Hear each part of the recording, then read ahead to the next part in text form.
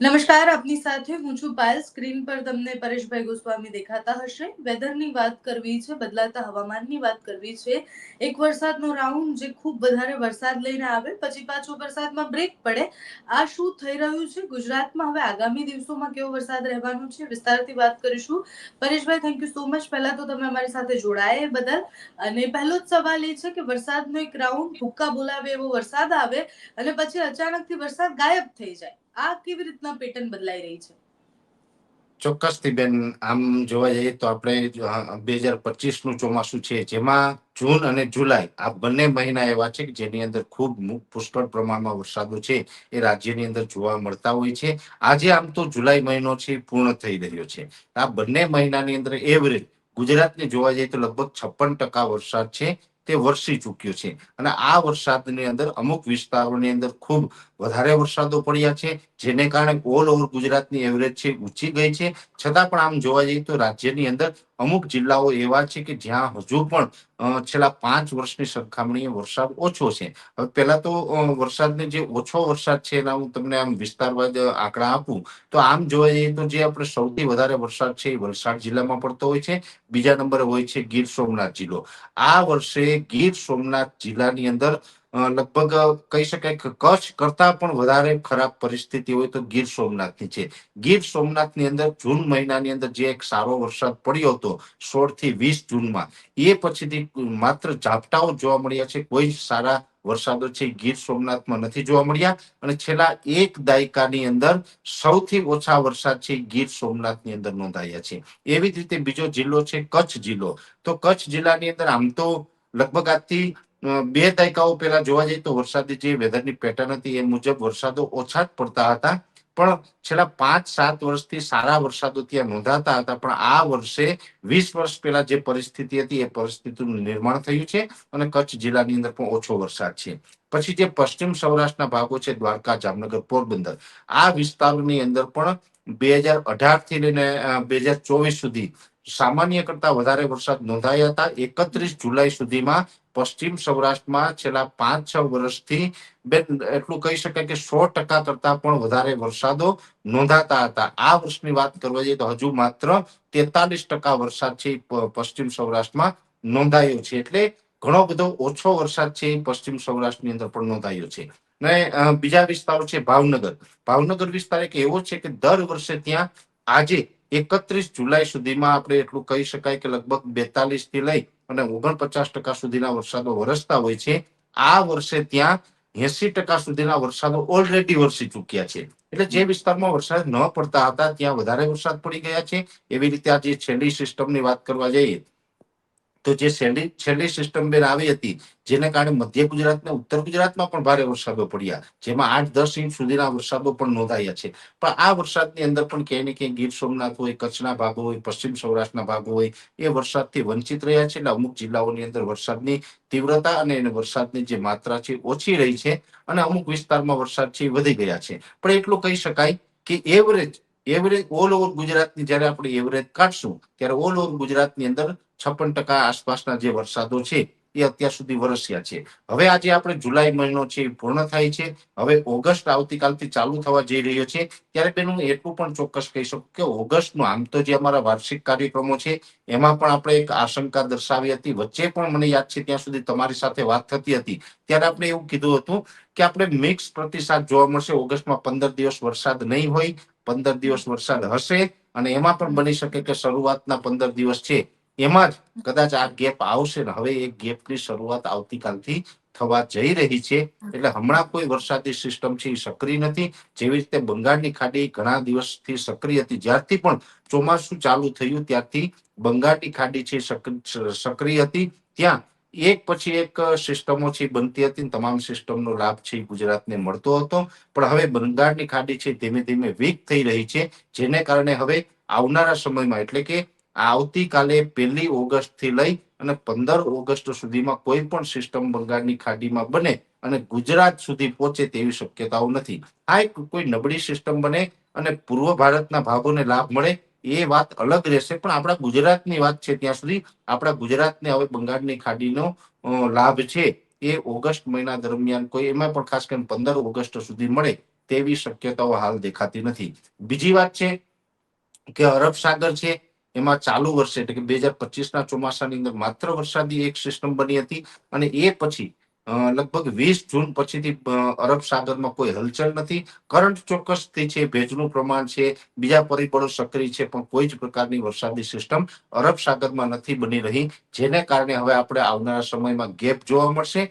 છૂટાછવાયે કોઈ જગ્યાએ હળવા સામાન્ય ઝાપટા પડે તે અપવાદરૂપ રહેશે, બાકી કોઈ સારો વરસાદ છે એ આવનારા લગભગ 12 થી 15 દિવસ સુધી આપણે જોવા મળતો નથી. એટલે હમણાં આપણે વરસાદનો ગેપ જોવા મળશે. પવનો ફૂંકાશે ને પવનો પણ આમ જોવા જઈએ તો નોર્મલ ઓગસ્ટ મહિનાની અંદર એવરેજ જે આપણે 12 થી લઈ અને 15 કિલોમીટર પ્રતિ કલાકની ઝડપે પવન ફૂંકાતા હોય છે અને એનું જે ગસ્ટિંગ હોય છે 20 કિલોમીટર પ્રતિ કલાકની ઝડપે હોય છે. પણ એ પવનની ઝડપમાં હવે આવતીકાલથી થોડોક વધારો થઈ શકે છે. દરિયાઈ કાંઠાના ભાગો છે જેમાં ખાસ કરીને સૌરાષ્ટ્ર કચ્છના દરિયાઈ કાંઠાના ભાગો છે, દરિયાકાંઠાથી લઈને 50 કિલોમીટર સુધીના વિસ્તારોની અંદર પવનની ઝડપ વધીને 15 થી 20 કિલોમીટર નોર્મલ રહેશે અને એના જે ગસ્ટિંગ હોય છે એ લગભગ 20 થી લઈને 30 કિલોમીટર પ્રતિ કલાકની ઝડપે નોંધાય તેવી શક્યતાઓ છે. એટલે આ પ્રકારના પવનો ફૂંકાશે. અંદરના ભાગોની અંદર પણ નોર્મલ કરતા 5 પોઈન્ટ પવનની સ્પીડ વધારે રહેશે અને જે ભેજવાળું વાતાવરણ છે જેને કારણે આપણે જે અત્યારે વાદળછાયું જોવા મળી રહ્યું છે, કેમ કે અત્યારના જે વાદળો છે લગભગ ગુજરાતના 70 થી 75% વિસ્તારોની અંદર વાદળછાયું વાતાવરણ છે. આ વાદળો છે હાઈ લેવલના છે, એટલે કે 500 એચપીએ લેવલે જે વાદળો જોવા મળી રહ્યા છે તેની ખૂબ ઊંચાઈ વધારે છે. એને કારણે વરસાદ ન આવે પણ વાદળછાયું વાતાવરણ રહેતું હોય છે. પણ હવે આવનારા સમયની અંદર લગભગ 2-5 દિવસની અંદર વાદળછાયું વાતાવરણ છે એ પણ હવે ધીમે ધીમે વિખાવાનું ચાલુ થશે ને એકંદર આપણું વાતાવરણ છે એ હવે ધીમે ધીમે ખુલ્લું થાય એવી શક્યતાઓ છે. એટલે આ પ્રકારનું બેન હવામાન રહેવાનું છે. હમણાં નજીકના સમયમાં કોઈ મોટા વરસાદની અપેક્ષા આપણે રાખી શકાય તેવી કોઈ કન્ડિશન હાલ લાગતી નથી. પરેશભાઈ, અલગ અલગ મોડેલ જોઈએ અને તમે જેમ કહી રહ્યા છો એમ કે અરબી સમુદ્ર હવે ધીરે ધીરે એક્ટિવ થશે. બંગાળની ખાડીમાં એટલી બધી સિસ્ટમો નથી બની રહી.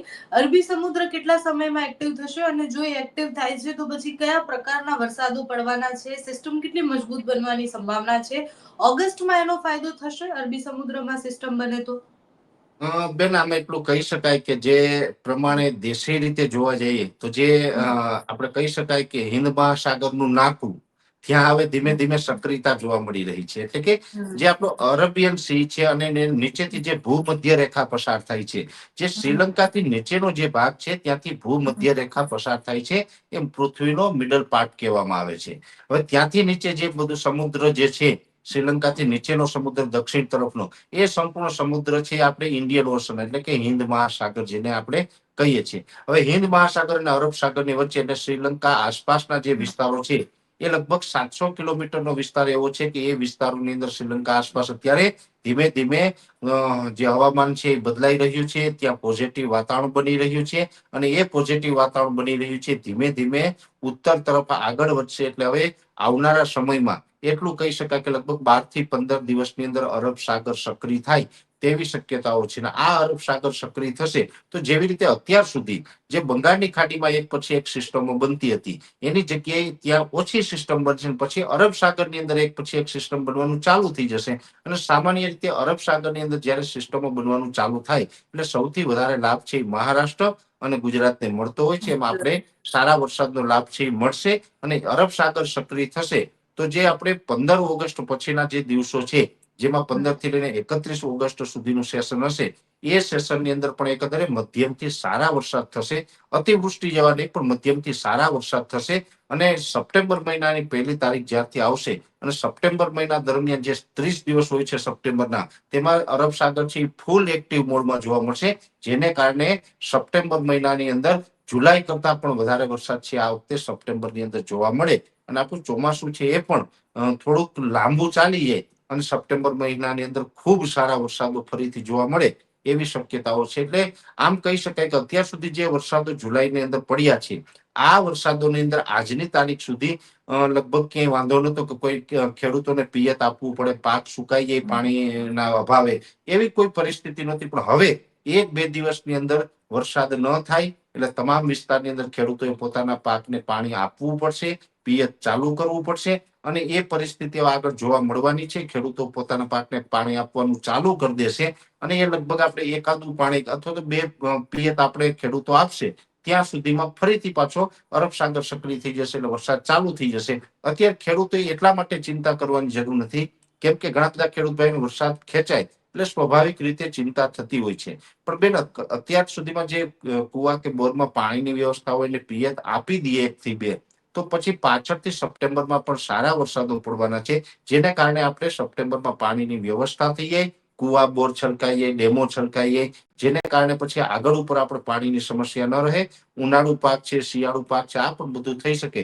આ પ્રકારની વ્યવસ્થા રાજ્યમાં થઈ જશે એટલે ચોક્કસથી હમણાં 15 દિવસ માટે આપણે થોડુંક ચિંતાનો વિષય છે, પણ ત્યારબાદ પછી ફરીથી કુદરતની કૃપા થાય અને સારા વરસાદો થાય તેવું એક અમારું અનુમાન છે. થેન્ક યુ સો મચ પરેશભાઈ, તમે અમારી સાથે જોડાયા એ બદલ, સમય આપ્યો એ બદલ. અને ગુજરાતમાં હવે વરસાદનું જે જોર છે એ ધીરે ધીરે ઓછું થશે. જે વરસાદનો રાઉન્ડ હતો એમાં જેટલો વરસાદ પડ્યો, હવે ધીરે ધીરે સામાન્યથી મધ્યમ વરસાદ આખા ગુજરાતમાં પડતો રહેશે. ચોમાસાનો જે વરસાદ આપણે કહીએ છીએ કે ધીરે ધીરે આગળ વધતું હોય એ પ્રમાણે વરસાદ પડશે.